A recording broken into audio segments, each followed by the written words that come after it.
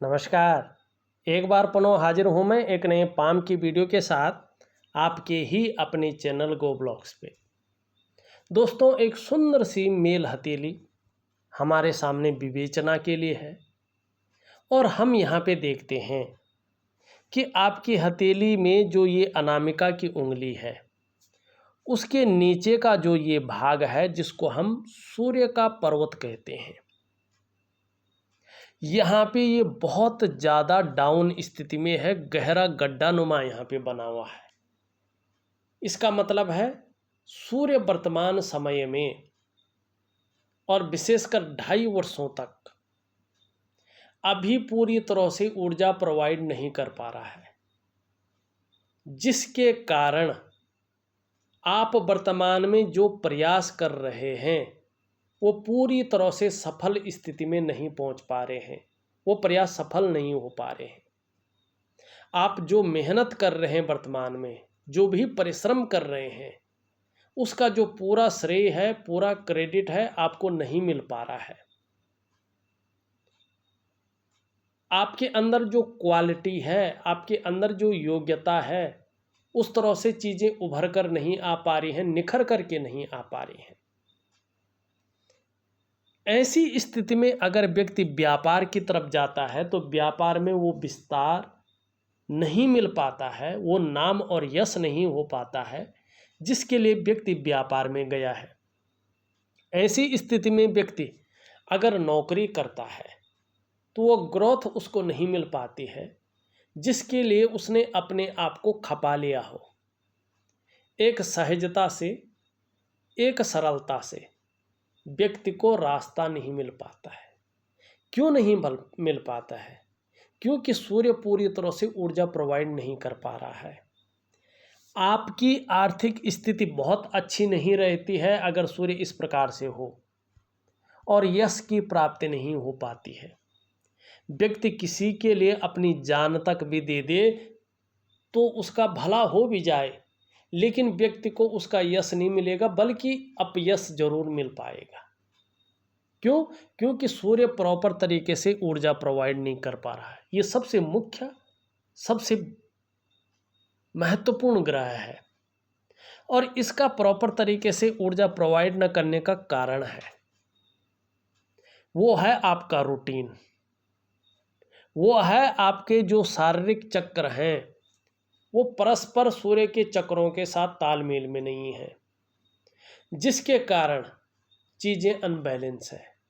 चाहे वो शारीरिक हो या मानसिक स्वास्थ्य हो, चाहे जीवन की वास्तविक खुशहाली हो, चाहे उत्साह हो, चाहे ऊर्जा हो, इन चीज़ों की आपको चिंता करनी पड़ रही है सूर्य के ऊर्जा न प्रोवाइड करने के कारण। वे हमेशा आपके साथ नहीं है। ऐसी स्थिति में क्या करना चाहिए? ऐसी स्थिति में व्यक्ति को निश्चित रूप से दिव्य सूर्य क्रिया का सहारा लेना चाहिए।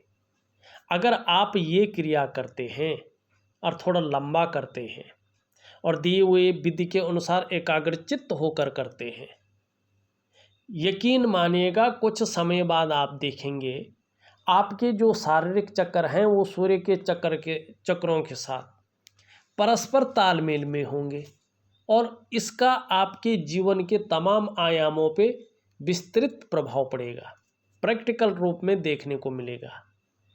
कहीं ना कहीं आपकी शारीरिक सेहत बहुत अच्छी होगी, आपका मानसिक संतुलन परफेक्ट होगा और आपका जीवन सहजता से चलेगा। फिर शारीरिक स्वास्थ्य है, जीवन की वास्तविक खुशहाली है, ऊर्जा है, उत्साह है, इन चीज़ों की आपको चिंता नहीं करनी पड़ेगी। ये चीज़ें हमेशा आपके साथ रहेंगी। सूर्य क्रिया का मतलब है दोस्तों अपनी भीतरी सूर्य को जागृत करना, क्योंकि हम और आप के शरीर है जो उसके अंदर भी एक सूर्य है, वरना हम लोग शरीर का तापमान कायम नहीं रख पाते। ये है सूर्य। अब यहाँ पे दूसरी परिस्थिति देखिएगा। दूसरी परिस्थिति आप देख रहे हैं ये वाला क्षेत्र आपका छोटी छोटी रेखाओं से जो है पटा पड़ा है, एक दूसरे को काट रही हैं। ये क्या दिखाता है? ये वर्तमान समय को दिखाता है कि कहीं ना कहीं जो नेगेटिव ऊर्जा है वो व्यक्ति के अंदर घर कर रही है, जिसके कारण क्या हो रहा है, इसका सीधा सीधा प्रभाव आपके मन और मस्तिष्क पे पड़ रहा है। कहीं ना कहीं जो है कन्फ्यूजन की स्थिति, दुविधा की स्थिति और उलझन की स्थिति बनी हुई है।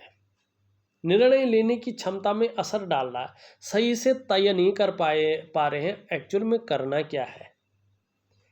दूसरी बात है, ऐसी स्थिति अगर होता है तो इसका प्रभाव आपके स्वास्थ्य पर भी पड़ता है, चाहे वो मानसिक स्वास्थ्य हो चाहे वो शारीरिक स्वास्थ्य हो, चीज़ें अनबैलेंस होती हैं कहीं ना कहीं। तीसरा प्रभाव आर्थिक क्षेत्र पे पड़ता है, व्यक्ति आर्थिक रूप से धीरे धीरे कमजोर होने बैठ जाता है, ये चीज़ें दरिद्रता की ओर ले जाती हैं। इसका असर आपके जो है रिश्तों पर भी पड़ता है, व्यक्ति या तो रिश्ते नहीं बना पाता है या तो जो रिश्ते बने हैं उनका पूरा फायदा व्यक्ति को नहीं मिल पाता है, ये इन चीज़ों को दिखाता है। तीसरा, इसका प्रभाव आपके डेवलपमेंट पे, आपके प्रोग्रेस पे पड़ता है, बाधित होती हैं चीज़ें। चौथा प्रभाव आपके सफलता के स्तर को ये घटाता है, आपके व्यक्तित्व को कहीं ना कहीं धूमिल करने का ये कार्य करता है। क्या करना चाहिए? इसके लिए एक प्राकृतिक क्रिया का सहारा आपको लेना ही पड़ेगा। यदि आप प्राकृतिक क्रिया का सहारा लेते हैं तो कहीं ना कहीं जीवन में ये चीज़ें आपको एक अच्छे रूप में दिखाई देगी। यहाँ पे एक चीज़ और है, आपका अंगूठा देखें बिल्कुल इस तरह से है और शुक्र का प्रोत बहुत ज़्यादा बलिष्ठ हो गया है। परिवार में मैं देख रहा हूँ सबका शुक्र का प्रोत बहुत ज़्यादा उठा हुआ है। ये परिवार में जो है दोष रहता है, कहीं ना कहीं जो है अनबैलेंस चीज़ें होती हैं रहस्यमय, और ये किस कारण है? नेगेटिव ऊर्जा के कारण। मैं ऑडियो के माध्यम से आपको बहुत सही उपाय दे रहा हूँ, प्रॉपर तरीके से करिएगा। अगर कोई कन्फ्यूजन लगे तो कल मुझे फ़ोन कर लीजिएगा, बहुत ज़रूरी है। ये इस प्रकार का अंगूठा जीवन काल में संघर्ष को दिखाता है, धन हानि को दिखाता है। जिस भी व्यापार में आप जाएंगे कहीं ना कहीं कोई ऐसी त्रुटि हो जाएगी कि क्या कहते हैं उसको, फायदा होने की बजाय जो है नुकसान ही झेलना पड़ेगा। ये धन के व्यय के स्थान में बैठा रहता है, शुक्र इस तरह से होता है ना, तो धन के व्यय के स्थान में बैठता है। आमदनी 1 रुपया आएगी, बेमतलब का खर्चा 10 रुपये आएगा और उस 9 रुपये का कोई फायदा नहीं है, न किसी की भलाई में जाता है वो, न किसी सेविंग में जाता हो, न किसी के कर्जे में जाता हो। वो पैसा मतलब ये है कि पूर्व जन्म का ब्याज देना है, और ये एक में नहीं रहता है। जिस भी व्यापार में जाते हैं व्यक्ति को ऐसे ही भुगतना पड़ता है, क्योंकि सूर्य में ऐसा नेगेटिव ऊर्जा भी शुक्र पे प्रभाव पड़ रहा है, धन के व्यय में बैठा है और जीवन काल में संघर्ष दे रहा है। ठीक है ना, कहीं ना कोई त्रुटि को ये जन्म दे रहा है। अब दूसरी चीज़ देखिएगा, यहाँ पे ये बहुत ज़्यादा उठा हुआ है, ये परिवार का कारक है, कुटुंब का कारक है, शुक्र सुख का कारक है। परिवार की तरफ से व्यक्ति को कहीं ना कहीं चिंताएं रहती हैं, करियर के मामले में चिंताओं का सामना ऐसे में करना पड़ता है। व्यक्ति का जीवन ऐसे में संकटों और कठिनाइयों के बीच गुजरता है, सुख की प्राप्ति नहीं होती है। लाख प्रयास कर लें आप, सारे साधन होने के बावजूद भी सुख प्राप्त नहीं होता है, जो वास्तविक सुख है। और कहीं ना कहीं व्यक्ति किसी चीज़ को लेके बहुत ज़्यादा तनाव में रहता है, बहुत ज़्यादा मेहनत परिश्रम करने के बाद भी कहीं ना कहीं अभाव की स्थिति को ये जन्म देता है। ये 3-4 चीज़ें हैं। अब यहाँ पे बुध का स्थिति देखें, बुध बहुत बैठा हुआ है, जब बुध इस तरह से बैठता है कि तो वाणी की जो शक्ति रहती है वो दूसरे को आकर्षित नहीं करती है, उसमें कमजोरी आ जाती है। व्यक्ति व्यापार कर रहा होगा, कोई भी हो, खेती संबंधी हो, पशुपालन संबंधी हो या दुकान संबंधी हो, कोई भी व्यापार कर रहा हो, बहुत ज़्यादा मध्यम स्थिति में रहती है और ये व्यक्ति को दरिद्रता की ओर ले जाता है। इसके लिए क्या करना चाहिए? बुध को ठीक करने के लिए हरी सब्जी है, हरे दालें हैं और हरे फल हैं, इनका ज़्यादा से ज़्यादा सेवन व्यक्ति को करना चाहिए। सुबह ब्रश करने के बाद खाली पेट 2 पत्ती तुलसी का सेवन जरूर करें, चाहे 11 दिन करें, 21 दिन करें, 31 दिन करें, 51 दिन करें, जितना दिन कर सकते हैं करें। सुबह स्नान करने के बाद चंदन की खुशबू वाला एक परफ्यूम आता है, परफ्यूम, इत्र नहीं, चंदन की खुशबू वाला। अगर एलर्जी नहीं है तो नहाने के बाद 3 से 6 महीने तक लगातार उस परफ्यूम को डालें। एक हरा रुमाल अपनी जेब में या ऑफिस के बैग में रखें, उसको यूज न करें, सिंबल के तौर पे रखें। और गायत्री महामंत्र का जाप सुबह और शाम बोल बोल कर करें।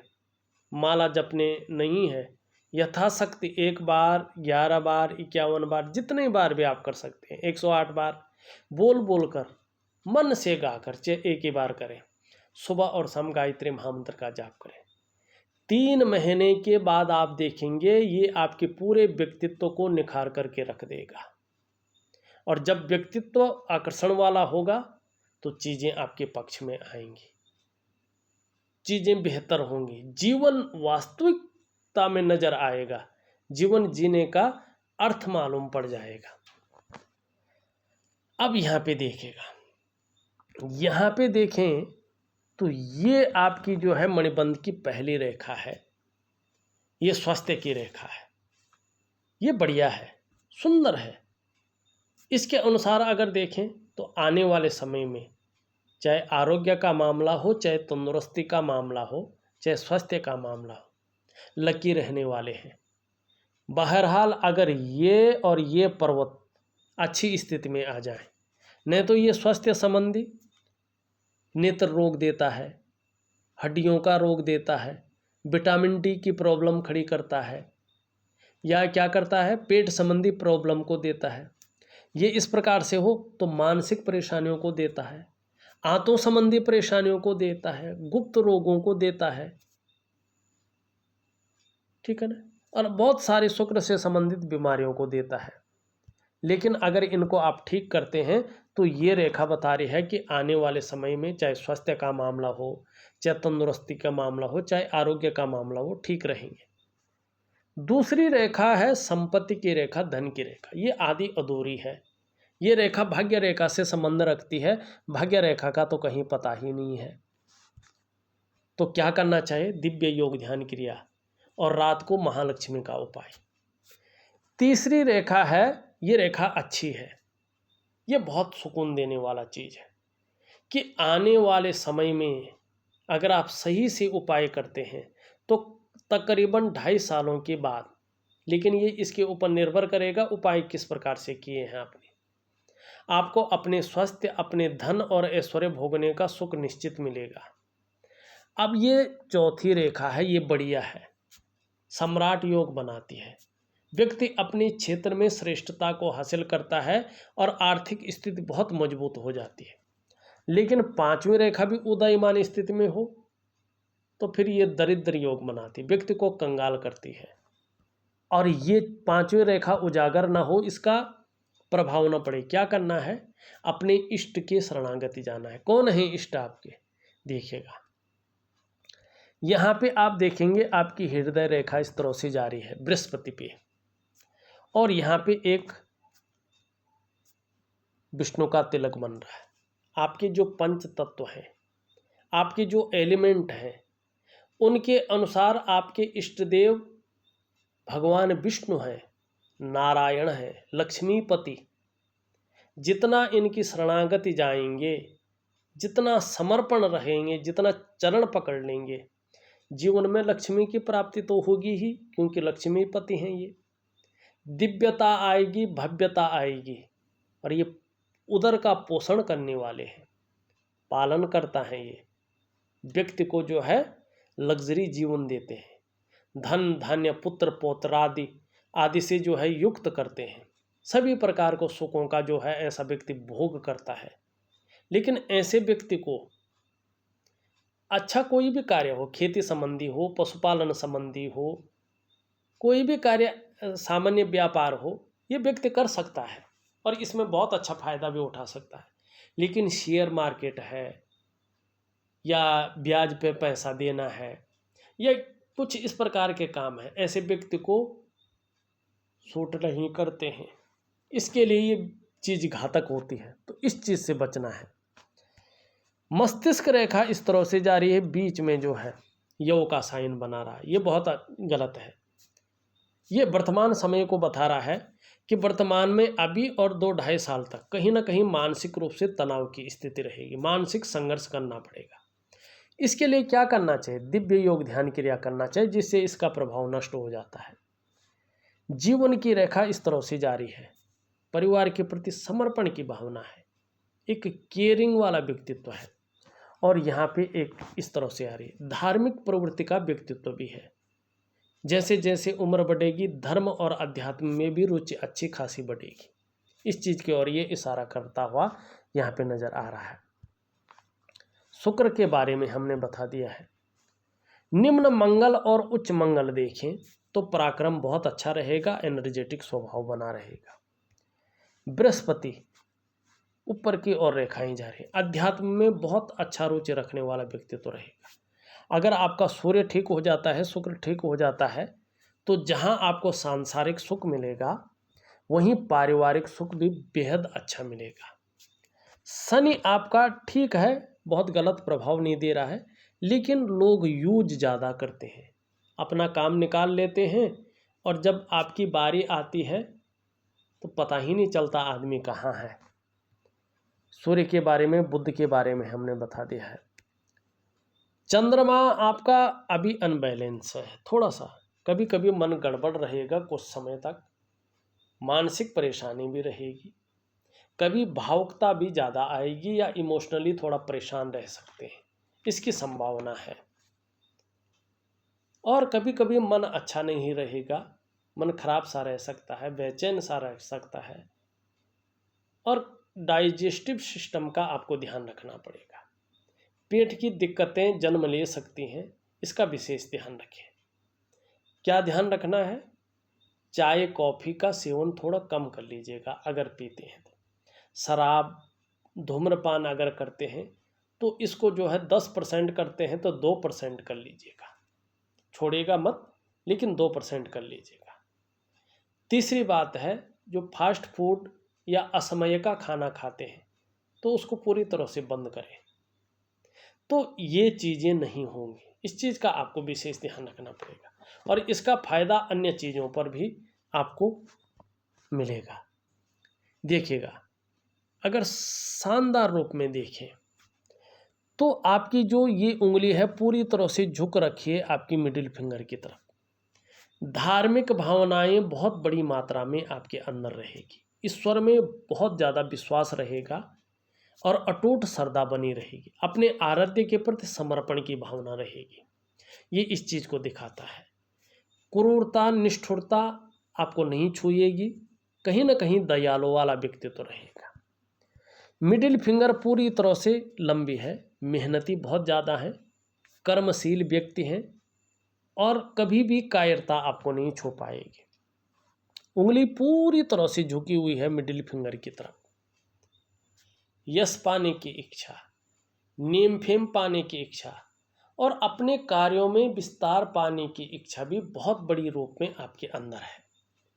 यहाँ पे ये पूरा गैप में है, शनि का नेगेटिव प्रभाव में वृद्धि कर रही है। जब भी शनि 7.5 में होंगे, ढैया में होंगे या रुष्ट अवस्था में होंगे तो इसका प्रभाव आपके जीवन पर गहरा और लंबा पड़ेगा। ये दोनों उंगलियां यहाँ पे बराबर हैं और दोनों मिडिल फिंगर से छोटी हैं। धन और यश की भूख आपके अंदर है, पैसा और सम्मान आपके लिए बहुत ज़रूरी हो गया है और इस समय मात्र जीवन का लक्ष्य भी कहीं ना कहीं यही दिखाई दे रहा है। सबसे छोटी उंगली भी पूरी तरह से झुकी हुई है रिंग फिंगर की तरफ। धन कमाने की ललक बहुत ज़्यादा है, लेकिन इसके पहले पौरवे तक नहीं पहुंच पा रही है, तो धन के प्रबंधन में कमी दिखाई दे रही है। अब देखिएगा हथेली की जो तीसरा पौरवा है, तीनों में सब में छिद्र हैं। ये बात ध्यान रखिएगा, आपकी हथेली में लाख रुपए आए, करोड़ रुपए आए, अरब रुपए आए, पैसा नहीं टिक पाएगा।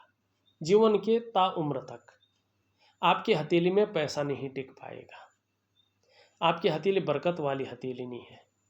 आप अच्छा माने चाहे ना माने, लेकिन इसमें पैसा नहीं टिक पाएगा। हाँ, लेकिन कमी भी नहीं रहेगी, काम चलता रहेगा, काम नहीं रुकेगा आपका।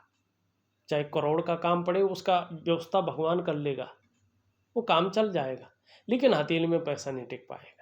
जिस प्रकार से धन का संचय होना चाहिए था वो नहीं दिखाई दे रहा है। क्या करना चाहिए इसके लिए? इसके लिए एक ही उपाय है और प्रैक्टिकल है। आपके परिवार में चाहे आपका लाइफ पार्टनर है, चाहे आपके बच्चे हैं, चाहे माँ है, कोई भी हो, जिसके हाथ में पैसे टिकते हों, अपने हिसाब के पैसे अपने पास रखिएगा और कंट्रोल रखिएगा, और बाकी पैसे उसके हाथ में दीजिएगा जो धन का संचय कर सके। क्योंकि धन के संचय के लिए आपकी हथेली नहीं है, और आपकी जो लाइफ पार्टनर होगी वो शायद लकी होंगे, उनकी हथेली में जो है जरूर पैसा टिकाए, वो बचा सकते हैं। धन का संचय होगा तो आपका जो बुढ़ापा काल है वो निश्चित रूप से जो है संघर्ष नहीं रहेगा, उसमें सुख का आभास होगा। अब देखिएगा, मैंने आपकी हथेली का पूरा विश्लेषण करके आपको बता दिया है। उपाय विधिवत तरीके से लिख करके और ऑडियो के माध्यम से भेज रहा हूँ। विधिवत तरीके से करिएगा, बहुत अच्छा रहेगा। इस वीडियो में बस इतना ही। एक नई वीडियो के साथ पुनः उपस्थित होऊंगा, तब तक के लिए नमस्कार।